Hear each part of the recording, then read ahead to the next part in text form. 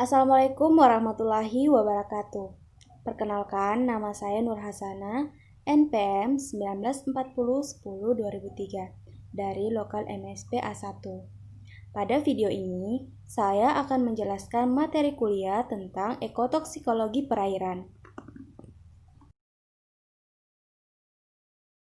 Ekotoksikologi adalah ilmu yang mempelajari racun kimia dan fisik pada makhluk hidup, khususnya pada populasi dan komunitas, termasuk ekosistem, dan juga jalur masuknya agen dan interaksi dengan lingkungan. Selanjutnya yaitu bahan toksik yang ada di perairan. Ada dua macam bahan toksik yang ada di perairan, yaitu senyawa kimia organik dan senyawa kimia anorganik. Untuk senyawa kimia organik terdiri dari protein, karbohidrat, lemak dan minyak, pewarna, asam-asam organik, fenol, deterjen, dan pestisida organik. Dan kemudian pada senyawa kimia anorganik terdiri dari asam dan alkali, logam dan garam-garam logam, kemudian fosfat dan nitrat, kemudian garam-garam lainnya, obat penggelantang, sianida dan sianat, kromat, dan yang terakhir yaitu mineral. Selanjutnya yaitu efek toksik di dalam tubuh tergantung dari yang pertama yaitu reaksi alergi, kemudian reaksi idiosinkrasi, kemudian toksisitas dari cepat dan lambat, kemudian toksisitas setempat dan sistematik. Ada dua faktor utama yang mempengaruhi toksisitas.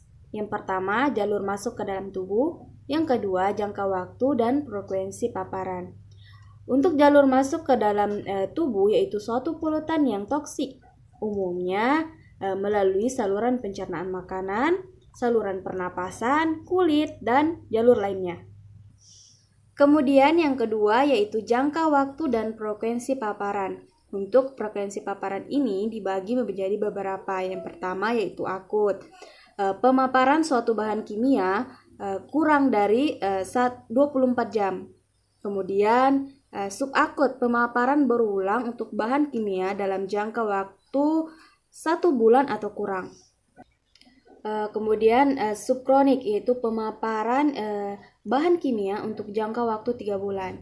Dan yang terakhir yaitu kronik, pemaparan bahan kimia untuk jangka waktu lebih dari 3 bulan.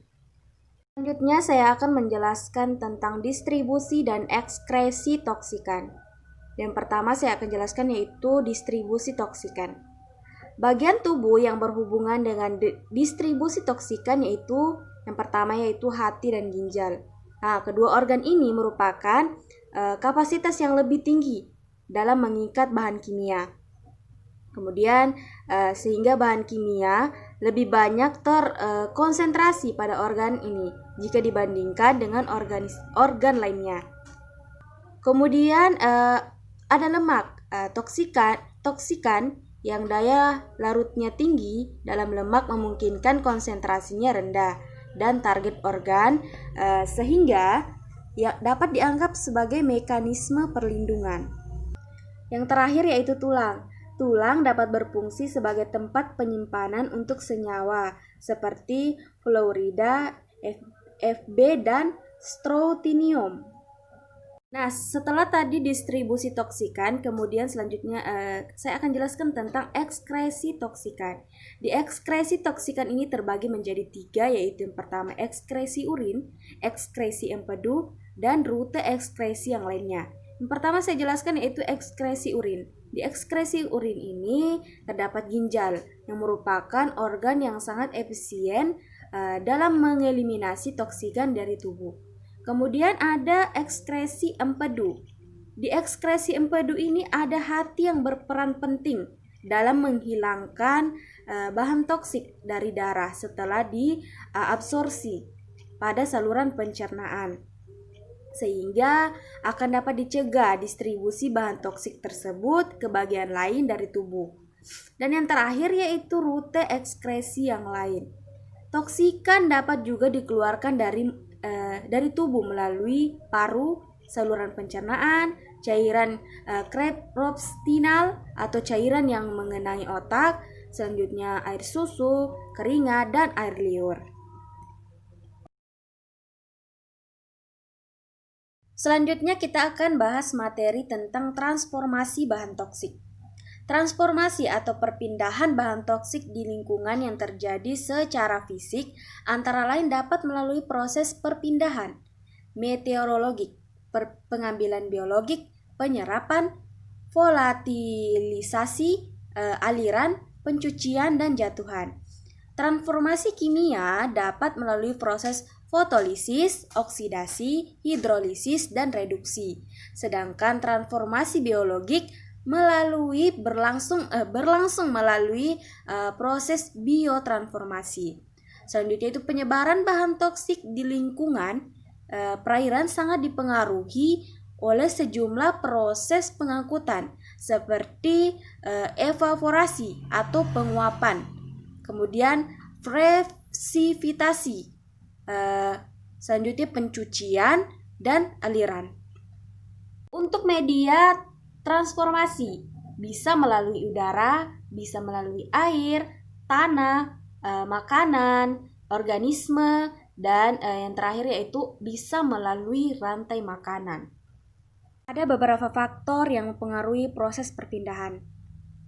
Faktor meteorologis mempunyai peranan yang penting dalam menentukan kualitas udara di suatu daerah.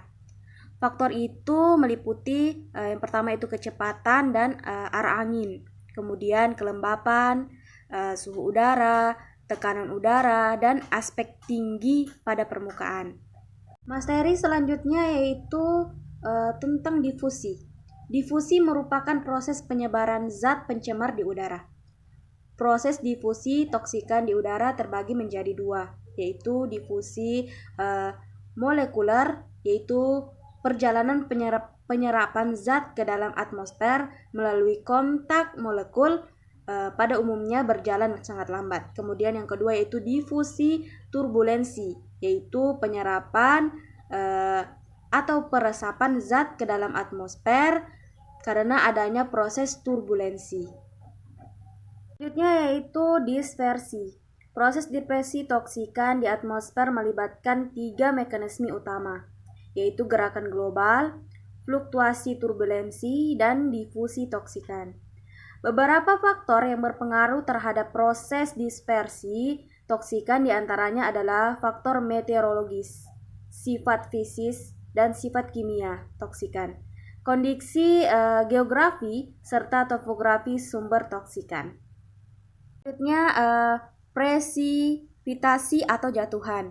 Presipitasi merupakan peristiwa di mana terjadi proses di atmosfer seperti hujan ataupun salju. Selanjutnya itu ada lapisan kabut, turbulensi, serta karakteristik permukaan. Itu merupakan faktor utama dalam pembersihan atmosfer, sehingga zat pencemar dapat diendapkan. Kemudian proses pembersihan atau penghilangan zat pencemar ini terjadi melalui 2 mekanisme, yaitu rain out dan wash out. Rain out terjadi pada saat proses kondensasi dengan partikel pencemar sebagai butir kondensasi. Kemudian wash out terjadi pada saat hujan. Dalam perjalanan menuju permukaan partikel-partikel pencemar. Materi terakhir yaitu tentang absorpsi dan distribusi toksikan. Saya akan jelaskan satu-satu. Yang pertama yaitu absorpsi toksikan. Absorpsi dapat terjadi lewat saluran cerna paru-paru, kulit, dan beberapa jalur lainnya. Jalur utama bagi penyerapan toksikan adalah saluran cerna, paru-paru, dan kulit. Kemudian, dalam penelitian toksikologi sering digunakan jalur khusus seperti injeksi intraperitoneal dan intermuskular dan subkutan. Kemudian yang terakhir yaitu distribusi toksikan. Setelah satu zat kimia memasuki darah, ia didistribusi dengan cepat ke seluruh tubuh. Kemudian laju distribusi ke setiap alat tubuh berhubungan dengan aliran darah dari alat tersebut. Mudah tidaknya zat kimia itu melewati dinding kapiler dan membran sel, serta afinitas komponen alat tubuh terhadap zat kimia tersebut. Itulah pemaparan materi dari saya. Mohon maaf jika ada salah penjelasan. Wassalamualaikum warahmatullahi wabarakatuh.